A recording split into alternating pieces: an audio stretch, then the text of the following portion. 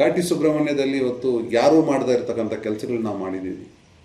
ಉಚಿತವಾಗಿ ಮೇವು ಕೊಡೋದಿದೆಯಲ್ಲ, ಬಸಪ್ಪನಿಗೆ ಒಂದು ಮೇವು ಹಾಕೋದೊಂದೇ 10 ಜನಕ್ಕೆ ಊಟ ಹಾಕೋದು ಒಂದೇ ಅಂತ ನಮ್ಮ ಹಿರಿಯರು ಹೇಳಿದ್ದಾರೆ. ಆ ದೃಷ್ಟಿಯಿಂದ ನಾವು ಬಸಪ್ಪನಿಗೆ ಮೇವು ಉಚಿತವಾಗಿ ಕೊಟ್ವಿ. ಆ ಕಾರ್ಯಕ್ರಮ ಇನ್ನು ನಾವು ಇರೋವರೆಗೂ, ನಮ್ಮ ಸಂಘಟನೆ ಇರೋವರೆಗೂ ಉಚಿತವಾಗಿ ಪ್ರತಿ ವರ್ಷ ನಮ್ಮ ಕಡೆಯಿಂದ ಕೊಡ್ತೀವಿ. ಸೊ ಆ ಒಂದು ಉಚಿತವಾಗಿ ನೀರು ಕೊಟ್ಟಿದ್ದೀವಿ.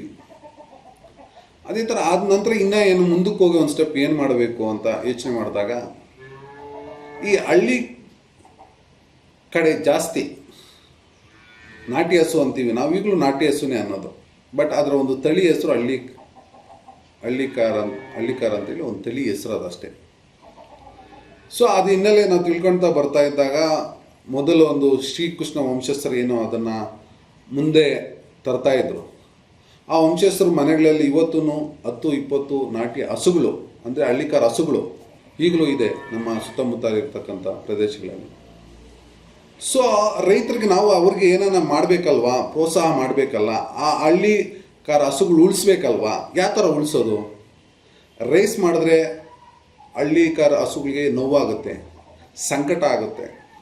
ಅದರಿಂದ ನಾವೊಂಥರ ಶಾಪ ನಮಗೆ ಆಗುತ್ತೆ ಅಂತೇಳಿ ನಮ್ಮ ಒಂದು ಕಮಿಟಿಯಲ್ಲಿ ಡಿಸ್ಕಸ್ ಮಾಡಿ, ಅಣ್ಣ ಇದು ಬೇಡ, ಇದು ಸರೋಗೋದಿಲ್ಲ. ಯಾಕಂದರೆ ಒಂದು ಬಸಪ್ಪನ ನೋವು ಕೊಡೋದು ಅಷ್ಟೊಂದು ನಮ್ಗೆ ಇಷ್ಟ ಆಗಲ್ಲ.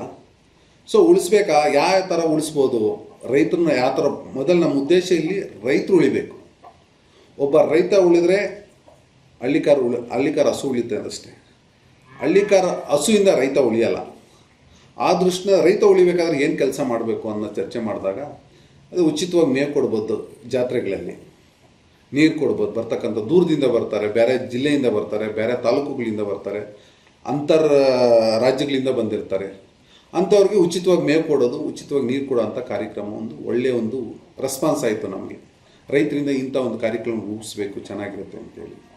ಸೊ ಆ ದೃಷ್ಟಿಯಿಂದ ನಾವು ಅದನ್ನು ನೀಡಿದ್ವಿ. ಸೊ ಆನಂತರ ಅದು ಮುಂದೆ ಹೋಗ್ತಾ ಇನ್ನೂ ಏನು ಮಾಡ್ಬೋದು ಅಂತೇಳಿ ಚರ್ಚೆ ಮಾಡಿದಾಗ, ಹಳ್ಳಿಕಾರ ಹಸುಗಳನ್ನ ಫ್ಯಾಷನ್ ಶೋ ಮಾಡೋಣ ಅಂತೇಳಿ ನಮ್ಮ ಸಂಘಟನೆಯಲ್ಲಿ ಡಿಸ್ಕಸ್ ಆಯಿತು. ಮಾಡೋಣ ಅಂತೇಳಿ ಡಿಸಿಷನ್ ಮಾಡಿ ತೊಗೊಂಡ್ವಿ. ಅದನ್ನು ಕೂಡ ಉಚಿತವಾಗಿ ಎಂಟ್ರಿ ತಗೊಂಡು ಹಳ್ಳಿಕಾರ ಫ್ಯಾಷನ್ ಶೋ ಅಂತೇಳಿ ಒಂದು ಮಾಡಿದ್ವಿ. ನಮ್ಗೆ ತುಂಬ ನಮ್ಮ ಸುತ್ತಮುತ್ತಲಿರ್ತಕ್ಕಂಥ ಪಕ್ಕದಲ್ಲಿರ್ತಕ್ಕಂಥ ರಾಜ್ಯಗಳು, ಆಂಧ್ರ ಪ್ರದೇಶ್, ಅಲ್ಲಿಂದ ಕೂಡ ನಮಗೆ ಫ್ಯಾಷನ್ ಶೋಗೆ ಸುಮಾರು ಒಂದು 200-300 ಜೊತೆ ಬಂದಿರತಕ್ಕಂಥದ್ದು ನೋಡಿದ್ದೀರೆಲ್ಲ.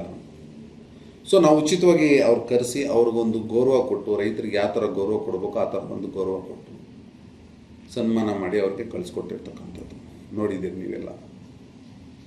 ಸೊ ಆ ದೃಷ್ಟಿಯಿಂದ ನಾವು ಇಲ್ಲಿ ರೈತ ಉಳಿಬೇಕಾದ್ರೆ ರೈತರ ಪರವಾಗಿ ಧ್ವನಿಗಳೆತ್ತಬೇಕು. ಅದು ರೈತರ ಪರವಾಗಿರಬೇಕು ಹೊರತು ರೈತ ವಿರೋಧಿಗಳಾಗಿರ್ಬೋದು. ಯಾಕಂದರೆ ಒಂದು ಹಸು ಸಾಕ್ತಾನೆ ಒಬ್ಬ ರೈತ, ಅಲ್ಲಿ ನಾಟಿ ಹಸು ಸಾಕ್ತಾನೆ, ಅಲ್ಲೊಂದು ಕರು ಆಗುತ್ತೆ. ಕರು ಹಾಕ್ಬೇಕಾದ್ರೆ ಅದು ಒಂದು ವರ್ಷನ ಸಾಕ್ತಾನೆ, ಅದಕ್ಕೆ ಫುಡ್ಡು ಫೀಡು ಅಂತ ಅದು ಇದು ಎಲ್ಲ ಮೇವು ಗೀವು ಎಲ್ಲ ತಂದು ಹಾಕಿ. ಸೊ ಒಬ್ಬ ರೈತನಿಗೆ ಇಷ್ಟೆಲ್ಲ ಕಷ್ಟ ಇರ್ತದೆ.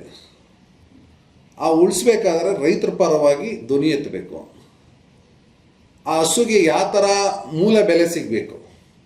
ಯಾಕಂದರೆ ಬಸಪ್ಪ ಮೇಲಿಂದ ಹುಟ್ಟುತ್ತಾರೆ ಒಂದು ಹೊಟ್ಟೆಯಲ್ಲಿ, ಅದು ಯಾವ ಥರ ಹುಟ್ಟುತ್ತೆ ಅನ್ನೋದು ಆ ಭಗವಂತನಿಗೆ ಗೊತ್ತಿರ್ತಕ್ಕಂಥ ವಿಚಾರ.